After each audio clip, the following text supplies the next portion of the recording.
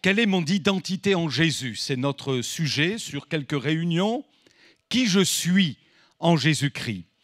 La dernière fois que nous nous sommes rassemblés, mercredi dernier, nous avions dit très simplement que nous sommes enfants de Dieu. C'est une chose que nous pourrions banaliser et pourtant, c'est une réalité tellement glorieuse. Je suis enfant de Dieu. Maintenant, qui sommes-nous? Eh bien, nous lirons dans le livre des Actes des Apôtres, au chapitre 1, verset 8. Nous saluons nos amis aussi en ligne qui nous suivent. Soyez particulièrement bénis. Acte 1, verset 8, le Seigneur dit, vous recevrez une puissance, le Saint-Esprit, survenant sur vous, et vous serez mes témoins. Voilà notre identité. Je suis, tu es, nous sommes, vous êtes témoins de Jésus. Vous serez mes témoins. À Jérusalem, dans toute la Judée, dans la Samarie et jusqu'aux extrémités de la terre. Je vous avais raconté cette histoire vraie d'un pasteur qui a d'ailleurs un ministère remarquable et qui est porteur de fruits dans une contrée du monde. Et cet homme assistait au départ vers la patrie céleste de son beau-père, qui avait été un pasteur, on va appeler ça un pasteur de campagne. Et ce n'est pas du tout péjoratif, loin de là. Un pasteur humble, simple, mais qui aimait profondément les âmes. Cet homme était amoureux des âmes, non seulement amoureux de Jésus, mais aussi amoureux des âmes. Sa vie n'a été que pour les âmes, pour gagner les âmes, pour témoigner de Jésus aux âmes. Il vivait que pour cela. Et puis, dans ces derniers moments, alors que le pasteur l'assistait, son gendre l'assistait, voilà qu'il veut se lever de son lit à l'hôpital. Et le pasteur lui a dit, mais pourquoi, beau papa, vous vous levez maintenant? Restez tranquille, restez tranquille. Et il dit à son gendre, je veux aller gagner une âme à Jésus. Je veux aller rendre témoignage aux âmes de Jésus. Restez tranquille, beau papa, restez tranquille, calmez-vous.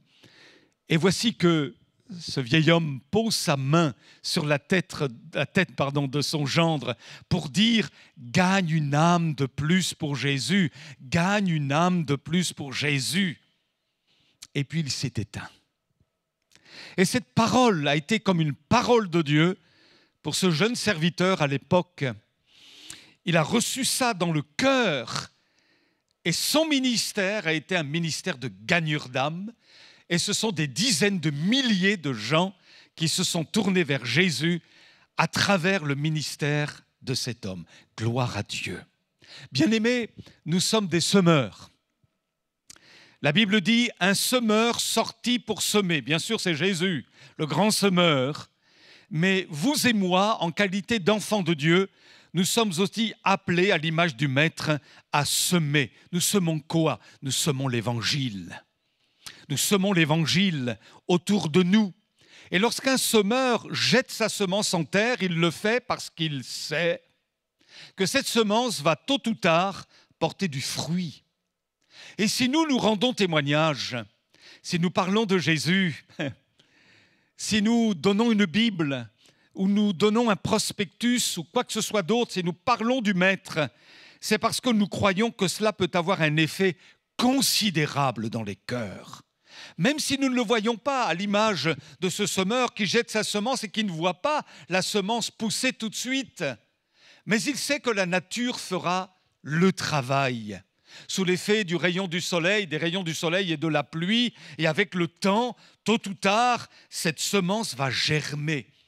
Et nous aussi, quand nous semons l'Évangile, quand un prédicateur prêche la parole de Dieu, quand des enfants de Dieu répandent le témoignage, ils s'attendent, nous attendons à ce qu'il y ait du fruit. Dans le livre d'Ésaïe, au chapitre 55, versets 10 à 11, il est écrit « La pluie et la neige tombent du ciel, mais elles n'y retournent pas sans avoir arrosé la terre, sans l'avoir rendue fertile, sans avoir fait germer les graines. Elle procure ainsi ce qu'il faut pour semer et ce qu'il faut pour se nourrir. Eh bien, il en est de même pour ma parole, pour ma promesse. Elle ne revient pas à moi sans avoir produit d'effet, sans avoir réalisé ce que je voulais, sans avoir atteint le but que je lui avais fixé. Mes amis, il faut croire dans la puissance de la parole. La puissance de la parole semée. Il faut croire dans la portée de notre témoignage. Pierre lui-même écrit dans une de ses lettres que la parole de Dieu est une semence incorruptible. Elle ne peut pas se corrompre, alléluia. Elle est incorruptible. La parole de Dieu n'est pas liée, ajoute l'apôtre Paul. Et Pierre dit encore une parole vivante et permanente. Cette parole a été déposée dans le cœur du jeune Moïse, en son temps, sous l'effet du témoignage de sa maman Jochébed. Et je l'imagine, cet enfant, ce bébé Moïse, sur les genoux de sa maman, et sa maman Jochébed qui lui parlait du Dieu d'Israël, de ce qu'elle savait de l'Éternel, de Yahvé. Et ça fait son chemin, mois après mois, année après année.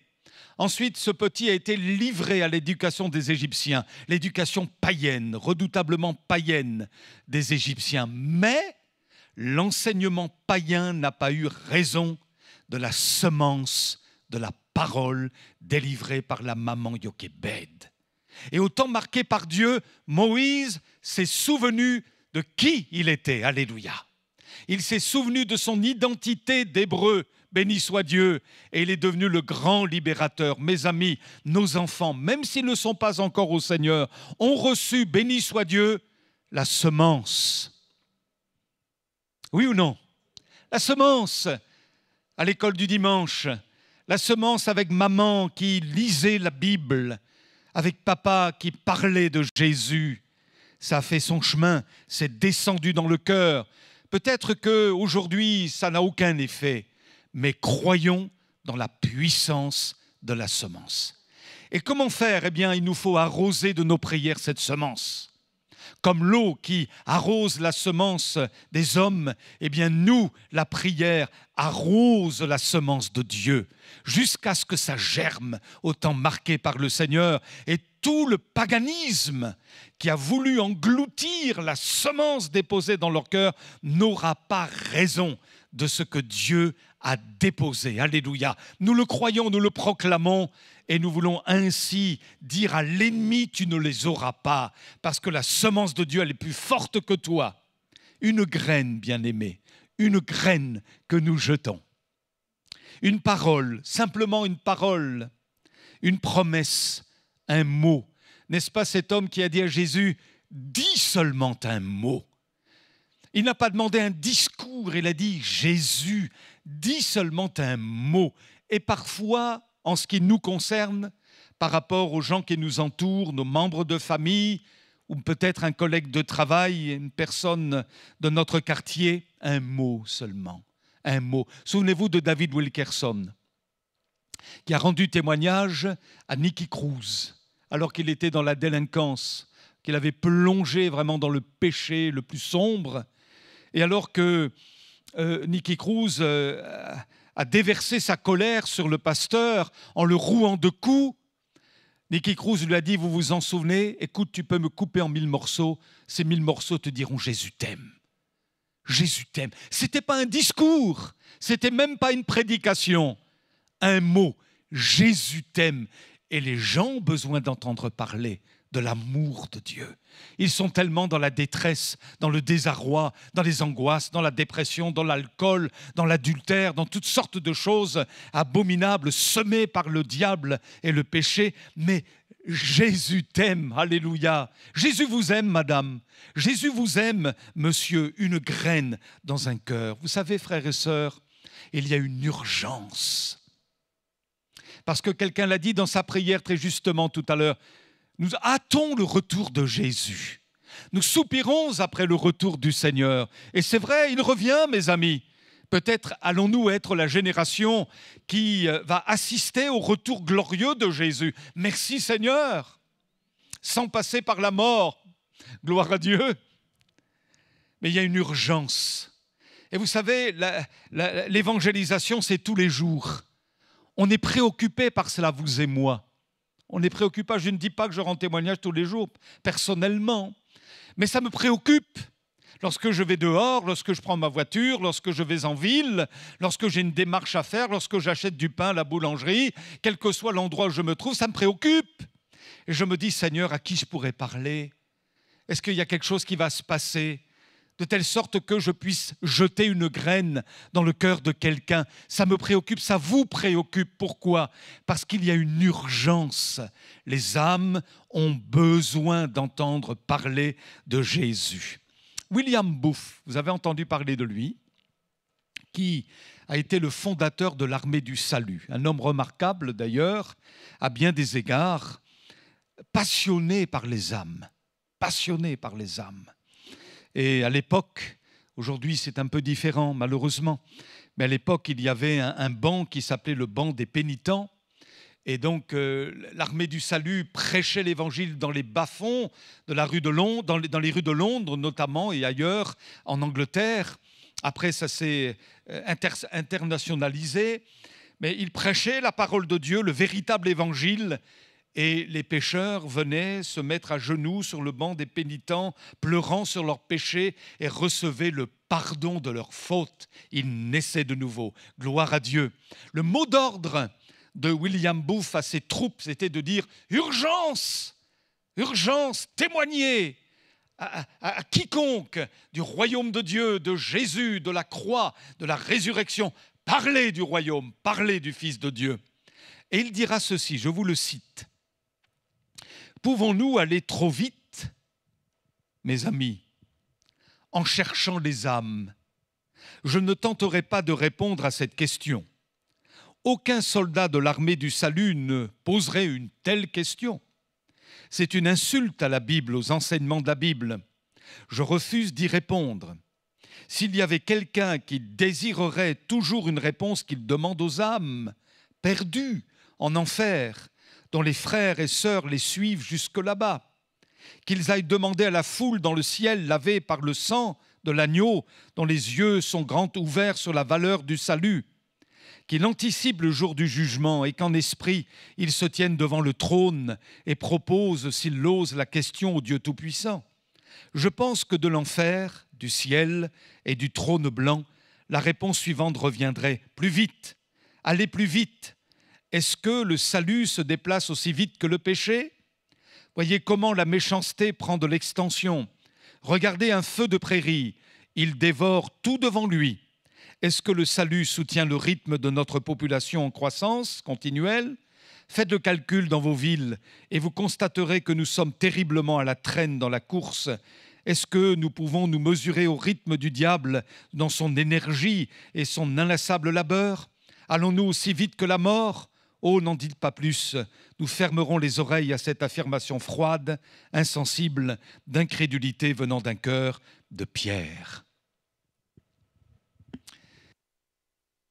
Ça m'humilie personnellement et je me dis, Seigneur, fais grâce, fais de nous des témoins. Donne-nous l'occasion de rendre témoignage, donne-nous de susciter par inspiration une conversation traitant du royaume de Dieu, de la nécessité de l'âme perdue de recevoir le salut. L'apôtre Paul dit dans les Romains chapitre 10 verset 14, « Comment, parlant des païens, feront-ils appel à lui sans avoir cru en lui? Comment croiront-ils en lui sans en avoir entendu parler? Et comment n'entendront-ils parler si personne ne l'annonce ?» Et Jérémie, alors qu'il travaillait dans un contexte très particulier, marqué par une opposition farouche à la vérité, le prophète dira « Il y a dans mon cœur comme un feu qui m'embrase, enfermé dans mes os, je m'épuise à le contenir, j'y arrive pas. » Autrement dit, il faut que j'annonce Yahvé. Il faut que j'annonce le Seigneur. Il faut que je parle de lui. Il ne peut pas se contenir. Il y a un feu. Mes amis, Pourquoi témoigner? Pour 4 raisons au moins. On pourrait en ajouter plusieurs autres, mais au moins pour 4. D'abord, pourquoi témoigner? Parce que c'est un commandement du Seigneur. Allez, faites de toutes les nations des disciples, baptisez-les au nom du Père, du Fils, du Saint-Esprit, enseignez-leur à mettre en pratique tout ce que je vous ai prescrit. Je suis avec vous tous les jours jusqu'à la fin du monde. C'est un commandement. Allez. Nous, parfois, on veut qu'ils viennent sans aller. Vous comprenez ce que je veux dire? Si, par exemple, nous avons des réunions du dimanche après-midi à 99,99999% de croyants, dimanche après dimanche, croyez-vous que nous faisons de l'évangélisation? Je vous pose la question. Croyez-vous que nous faisons de l'évangélisation? Dites-moi. Vous avez la réponse? Allez. Je m'exhorte. Allez. L'évangélisation, c'est mobile. Ça bouge. C'est en fonction de l'inspiration de l'Esprit. Et que le Seigneur me donne, nous donne d'aller. Et pour nous, être à une réunion d'évangélisation, c'est d'abord avoir fait le travail. Un évangéliste ne gagne une âme que si le peuple a fait le travail. Ce n'est pas l'évangéliste qui a fait le travail. Lui, il prêche, c'est son ministère. Et il a reçu un don pour attirer les âmes à l'évangile à travers la prédication. Mais qui a fait le travail en amont? L'Église. Elle a prié, elle a intercédé, elle a jeûné, elle a fourni l'énergie nécessaire, elle est allée chercher les âmes. Et les âmes viennent, alléluia, assistent là, et l'évangéliste ensuite fait le reste, et les âmes sont sauvées. Béni soit Dieu. Je pense, bien-aimés, que nous avons besoin d'une redynamisation dans le domaine de l'évangélisation. J'ai quelques amens, c'est déjà pas mal. Vous êtes d'accord avec moi? On a besoin d'être redynamisé. Pas seulement assister à une réunion, mais aller gagner les âmes, aller chercher les âmes. Moi aussi, je veux m'engager à cela. Parce que sinon, ce n'est pas de l'évangélisation. C'est faire une réunion de chrétiens. Que Dieu nous aide jour après jour à avoir ce cœur d'évangéliste. Une église qui a à cœur l'évangélisation est une église qui gagne des âmes. Que ce soit le dimanche, que ce soit le mercredi, que ce soit un autre jour, elle gagne, alléluia. Elle gagne pour le royaume de Dieu. Elle est conquérante. C'est un commandement de Dieu d'abord. Et puis deuxièmement, pourquoi témoigner? Parce que c'est merveilleux d'être sauvé. Et ça, on ne peut pas le garder pour nous. Dès lors que nous sommes nés de nouveau, quelle a été notre mobilisation? Celle d'aller gagner des âmes. Et nous voulions gagner le monde à Jésus, n'est-ce pas vrai? Tellement on était animés de Dieu, du feu de Dieu. Oh, on a même fait quelques erreurs. Je parle pour moi, en tout cas, j'en ai fait des erreurs. Parce que je voulais gagner tout le monde à Jésus. Et je me suis pris parfois très maladroitement. Mais il y a ça dans le cœur. Troisièmement, pourquoi témoigner? Parce que Jésus revient. Il faut être prêt. Jésus revient. Il faut être prêt. Je ne vous cite pas le texte, mais vous les connaissez. Et puis, pourquoi témoigner? Parce que quatrièmement, sans Jésus, les âmes sont perdues. Il faut le souligner, cela. Sans Jésus, les âmes sont perdues. Je voudrais dire le contraire. Mais non, Dieu est amour, et puis après tout, il va s'en arranger, Dieu là-haut. Non. Sans Jésus, les âmes sont perdues. Elles sont perdues. Je vous avais raconté cela, je fais une prise de sang, et puis alors, il y a la question que j'aime qu'on me pose. Vous faites quoi dans la vie, monsieur? Super. Je fais pasteur. Ah bon? Oui. Et puis, hop, le temps qu'elle me fasse la piqûre, je lui parle de Jésus. Je lui dis, vous savez, madame, moi j'ai été sauvé, mais vous aussi, vous pouvez être sauvé. Ah bon, mon petit monsieur? Mais de quoi voulez-vous que je sois sauvé? Les gens sont tellement loin de Dieu, à des années-lumière de la révélation de Jésus, du salut, de la croix, du sang de l'agneau. Mais sauvés de quoi, dites-moi? Ils n'ont même pas conscience que le péché existe, que le péché les condamne pour l'éternité, qu'ils sont irrémédiablement perdus pour l'éternité. Ils n'en sont même pas conscients. Il faut le leur dire. À défaut de paraître fous à leurs yeux, on ne va pas le leur dire en les invectivant, mais on va le leur dire parce qu'on les aime. Sans Jésus, vous êtes perdus. C'est comme si on vous jette une bouée de sauvetage alors que vous êtes en train de vous noyer et vous ne saisissez pas cette bouée pour vous en sortir et vous osez dire « je n'en ai pas besoin, je vais me débrouiller tout seul ». Eh bien, si vous ne voulez pas de Jésus, c'est ça. Vous êtes en train de vous noyer, il vous jette la bouée du salut par l'œuvre de la croix, vous la refusez. Eh bien, vous vous noierez pour l'éternité et vous serez perdus. Alors, je conclus. Comment témoigner? Très rapidement, parce que le temps passe. Comment témoigner? Eh bien, je vous dirai ceci. Tout d'abord, c'est très simple, tout d'abord en aimant. En aimant. On ne peut pas parler de l'amour de Jésus si nous-mêmes, on n'aime pas les gens. Vous êtes d'accord? Il faut les aimer. Et ça a besoin de prière et de renouvellement dans notre cœur. Il y a des moments, moi, où je n'ai pas envie d'aimer les gens. Je suis agacé à cause de leurs péchés, à cause de certaines lois qui sont, bref, à cause de ceci, à cause des affiches publicitaires indécentes, à cause de la violence qu'on voit partout, à cause de ceci et de cela encore. Ça m'énerve, ça m'agace. Et quelque part, je me dis, oh, j'ai une colère en moi, pas vous? Une colère. Et puis, Jésus me reprend, il faut les aimer. Moi, je les ai aimés. Ils étaient haïssables, je les ai aimés. Et alors qu'ils me crucifiaient, je leur ai dit, pardonne-leur, ils ne savent ce qu'ils font. Je les aimais. Alors nous devons aimer les grands, les petits, les noirs, les blancs, les jaunes. Nous devons aimer ceux qui sentent mauvais. Nous devons aimer ceux qui sentent bon. Nous devons aimer les intellectuels, ceux qui ne le sont pas. Aimer les malades, aimer les personnes âgées, aimer les jeunes, aimer les punks, aimer les voyous, aimer tout le monde, aimer les gens. De l'amour de Jésus, pour les attirer à Jésus, les aimer. C'est ça, c'est le message de l'Église. C'est cela. Je me souviens, lorsque moi je me suis converti, je n'avais pas le même accoutrement qu'aujourd'hui, je vous en ai déjà parlé. Mais jamais personne ne m'a fait un reproche dans l'Église. Jamais. Jamais. Ils m'ont aimé. Mon pasteur, mes deux pasteurs m'ont aimé. Ils ne m'ont jamais jugé, malgré mes cheveux très longs, malgré ma drôle de dégaine.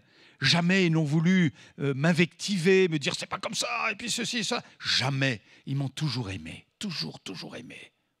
Accompagné, prié pour moi. Béni soit Dieu. Il suffisait qu'il me fasse une petite remarque, je ne remettais plus les pieds là.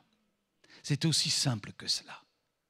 Parce que j'étais un jeune révolté, plein de haine à l'égard de mon père. Mais béni soit Dieu, le Seigneur m'a guéri, parce que j'ai été entouré de gens qui m'ont aimé. Béni soit le Seigneur. Les aimer, c'est le premier message. C'est simple, mais ça peut faire la différence. Aimer les gens, il faut aimer les gens. Et puis, comment témoigner? Nous témoignons par la parole, par le témoignage. Raconte-leur, dit Jésus, à cet homme qui venait d'être délivré d'une légion de démons. Raconte-leur ce que j'ai fait pour toi, comment j'ai eu pitié de toi. Dis-le-leur, raconte-leur. Et puis, dans le livre de l'Apocalypse, chapitre 12, verset 11, il est écrit « Ils l'ont vaincu ». Satan, le dragon, ils l'ont vaincu grâce au sang de l'agneau et grâce à la parole de leur témoignage. Lorsque nous rendons témoignage, nous sommes en train de vaincre l'adversaire. L'adversaire veut museler nos bouches. Il veut museler l'Église, qui ne parle pas, qu'ils se retrouvent ensemble en vase clos, mais qu'ils ne parlent pas, voyez? Or, nous pouvons vaincre l'ennemi, non seulement par la vertu du sang de l'agneau, mais aussi par la parole de notre témoignage. Béni soit Dieu. Vous vous souvenez de Paul, dans 1 Corinthiens 9, verset 16, qui dit une drôle de parole. Il dit, Moi, ça me fait peur, ça me glace le sang. Malheur à moi. Vous vous souvenez? Si je n'évangélise. Malheur à moi si je n'évangélise. Alors quand j'ai lu ce texte pour les premières fois, ça m'a tétanisé. Je me suis dit, ouh là là, il va m'arriver quelque chose. Si je ne parle pas de Jésus, il va m'arriver un malheur. La foudre va s'abattre sur moi. Malheur à moi si je n'évangélise. Or, je vous l'ai déjà dit, ce texte dans une autre version est bien rendu et c'est écrit de la manière suivante. Malheureux que je suis si je ne parle pas de Jésus aux gens.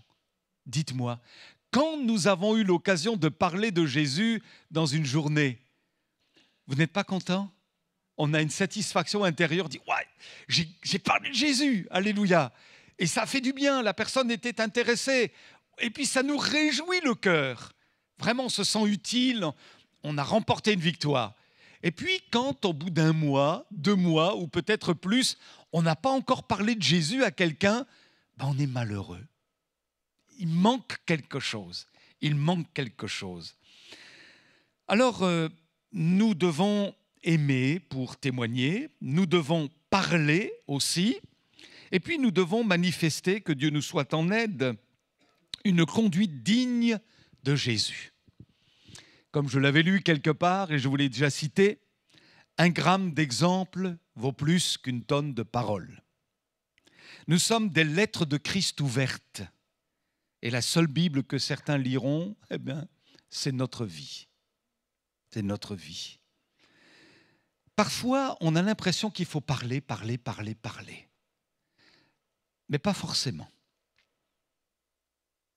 Et je me souviens de ce cher frère dont l'épouse s'était convertie bien avant lui et qui rendait témoignage et qui disait « Mais mon épouse, elle a voulu forcer les choses. » Alors il l'aimait, il l'a dit très gentiment. Mais elle n'arrêtait pas de me parler de son Jésus. Ça m'agaçait et ça avait l'effet contraire en moi. J'en faisais un rejet. Or, l'Écriture dit ceci, dans 1 Pierre 1, verset 1, dans la parole vivante, que ceux d'entre eux, c'est-à-dire les conjoints inconvertis qui refusent de croire à la parole, soient gagnés à la fois, écoutez bien, sans parole, par le témoignage silencieux de votre vie quotidienne, rien qu'en voyant votre conduite pure, réservée, inspirée par le respect pour Dieu, qu'il soit gagné sans parole. Donc, on peut témoigner, témoigner quelque part en silence. On peut évangéliser en silence. Une chère sœur algérienne qui s'appelait Rahima, qui a vécu des choses absolument exceptionnelles, il y a de cela 30 ans, 40 ans. On a eu la joie de l'accueillir il y a de cela bien des années.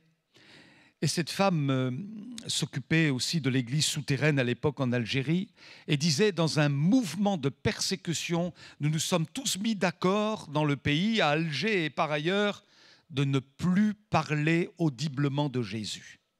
Ce n'est pas qu'ils n'en avaient pas envie, mais s'ils le faisaient, ils étaient persécutés. Donc ils se sont passés le mot. Mais par contre, ils priaient beaucoup. Ils priaient beaucoup et ils vivaient intensément leur foi. Eh bien, des gens qui se convertissaient.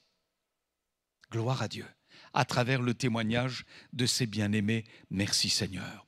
Quelqu'un dit, ce n'est pas la prédication de Livingstone, vous savez, ce missionnaire médecin du 19e siècle qui a travaillé notamment en Afrique. Ce n'est pas la prédication de Livingstone qui m'a converti, mais sa façon de vivre. On doit aimer, on doit parler, on doit avoir un bon comportement, une bonne conduite, et on doit agir, faire des actions, œuvrer. Ce sont les œuvres bonnes. 1 Pierre chapitre 2, verset 12, « Ayez une bonne conduite au milieu des incroyants, qu'ils soient obligés de reconnaître eux-mêmes que vous menez une vie correcte. Ainsi, même s'ils vous calomnient et vous traitent de malfaiteurs, lorsqu'ils examineront votre vie de plus près, vos bonnes actions leur ouvriront les yeux et ils finiront par rendre hommage à Dieu le jour où il les visitera. » Amen. Wesley a dit ceci, celui qui est à l'origine du méthodisme en Angleterre au XVIIIe siècle. Fais tout le bien que tu peux, par tous les moyens possibles, dans tous les lieux possibles, chaque fois que tu en as la possibilité, à tous les gens possibles, aussi longtemps que tu le pourras. Voilà la vraie grandeur. Et je conclus. Comment témoigner? Il faut aimer, il faut parler, il faut avoir une bonne conduite. Il faut parfois garder le silence et faire de bonnes actions. Et je dirais, il faut prier. Il faut prier. On évangélise finalement en priant parce que nous parlons des âmes à Dieu. Avant de parler de Dieu aux âmes, il nous faut parler à Dieu des âmes à l'image d'Abraham qui cria en faveur de Sodome et Gomorrhe et qui fut à l'origine du salut de Lot, son neveu. Il faut prier. Il n'y a jamais eu de réveil sans prière. Et l'Église doit intercéder plus que jamais, toujours intercéder, chaque jour, 24 heures sur 24, j'ose dire, et dans nos réunions de prière, d'intercéder pour les âmes perdues, d'intercéder pour nos enfants perdus, d'intercéder pour nos membres de famille, pour nos voisins, pour nos contemporains, pour les Rouennais, pour l'agglomération, pour le pays, de prier sans cesse pour les âmes. Seigneur, nous élevons nos mains vers toi. Et nous prions pour que dans ta grâce, tout comme nous, tu nous as sauvés, nous sommes le fruit de la prière des églises, eh bien nous ne connaissons pas ces gens à l'extérieur, mais tu les aimes. Et tu vas les délivrer du pouvoir de Satan, de la puissance manipulatrice du diable. Merci Seigneur, tu vas renverser leurs faux raisonnements, leur religiosité, tu vas briser leurs chaînes. Je te demande grâce Seigneur. Amen. En conclusion, je cite une parole du pasteur dont je vous ai parlé tout à l'heure, sur la tête duquel son beau-père a dit « Va gagner des âmes pour Jésus ». Et il cite ceci dans un de ses ouvrages. Cette parole, elle est belle. Sur cette planète, il y a des gens que vous seuls pouvez atteindre. À cause de l'endroit où vous vivez, et de la personnalité que Dieu vous a donnée. Si une seule personne se retrouve au ciel grâce à vous, votre vie aura fait une différence pour l'éternité. Commencez à regarder votre champ de mission personnel et priez. Seigneur, qui as-tu placé dans ma vie afin que je lui parle de Jésus ? Qui as-tu placé dans ma vie afin que je lui parle de Jésus? Souvent, je vous en ai beaucoup parlé de ma petite mère. Elle me dit, oh, j'aime tellement les âmes, je voudrais tellement gagner des âmes, mais je n'ai pas vraiment gagné beaucoup d'âmes à Jésus. Et puis alors, je la taquine un petit peu et je dis, mais tu m'as gagné, moi, déjà. Ah, c'est vrai. Alors ça la réjouit, alléluia. Que Dieu soit béni. Que le Seigneur mette cette puissance d'évangélisation dans l'Église. Vraiment, hein. Faut qu'on aime les âmes, faut qu'on les attire. Je me mets avec vous, hein. Faut qu'on les attire. Je veux gagner une âme à Jésus. Et souvenez-vous de ce que je vous avais dit il y a de cela 2 ans. Si nous pouvions amener une, chacun là, une, avant que Jésus ne revienne, au moins une, Seigneur. Et vous imaginez une sur 100, ça fait 200 personnes, après 300, une. Seigneur, au moins une, donne-moi une âme, s'il te plaît. Et on va se battre pour ça, vous êtes d'accord? Spirituellement, amen. Hein, et on va faire en sorte que les choses se passent bien, qu'on n'attriste pas l'esprit, parce que quand on attriste l'esprit, il y a un blocage dans le ciel. Alors que Dieu nous fasse grâce. On met les critiques de côté, hein, toutes nos petites histoires, parce que ça attriste l'esprit de Dieu. Et il y a quelque chose de plus important que cela. C'est les perdus à l'extérieur. Nos histoires de l'intérieur, c'est une chose. Mais les âmes qui se perdent à l'extérieur c'en est une autre. Et Dieu nous demandera des comptes. Alors que le Seigneur nous aide, vous et moi. Amen. Qu'on demande pardon, que je demande pardon. et que dans sa grâce, le Saint-Esprit agisse et qu'on ait vraiment beaucoup de joie ensemble, de voir de beaux services de baptême, de voir de belles âmes se tourner vers Jésus, qu'on soit dans la joie. Amen. Et c'est ce que Jésus va faire. Merci Seigneur pour ces moments. Merci pour notre réflexion devant ta parole, ce temps de prière tout à l'heure. Seigneur, ça a été de bons moments, on se réjouit, le royaume a avancé, on te bénit, nous n'ignorons pas les desseins de l'adversaire, nous n'ignorons pas que le diable rôde comme un lion rugissant, cherchant qui dévorer. Il veut nous faire naufrage par rapport à la foi, nous faire perdre l'énergie de la foi, il veut nous diviser, il veut nous détruire, il veut semer de mauvaises choses dans la maison de Dieu. Mais tu es au milieu de nous, alléluia. Et c'est toi que nous voulons, Seigneur. C'est toi que nous touchons, c'est toi que nous désirons. Fais-nous gagner une âme pour toi, Seigneur. Oh, même plusieurs, mais au moins une âme, Seigneur. Avant que nous ne partions dans le ciel, donne-nous de gagner une âme, chacun pour notre part. Nous pensons à nos membres de famille et nous ne nous lassons pas de prier en leur faveur. Nous prions pour nos contemporains, nous prions pour ceux qui nous gouvernent. Nous prions pour le maire, nous prions pour le préfet, le procureur. Nous prions pour les instances de notre nation, de notre ville, de notre région. Nous prions pour ceux qui sont hospitalisés, nous prions pour les prisons, nous prions pour les entreprises, nous prions pour les sites administratifs, nous prions pour les milieux scolaires, les universités. Nous prions, Seigneur, pour notre population, alléluia. Nous prions pour notre agglomération. Et nous proclamons la victoire sur le pays de France, dans nos régions, dans nos campagnes, dans nos villages, dans nos grandes agglomérations. Jésus, Jésus, sauve à main forte et à bras étendus. Alléluia. Fais de nous des témoins, Seigneur. Oh, gloire à toi, Jésus. Ranime la flamme du don que nous avons reçu et donne-nous la joie de voir des âmes se tourner vers toi. La parole est une puissance. Elle porte du fruit. À toi la gloire en Jésus, notre Sauveur. Amen.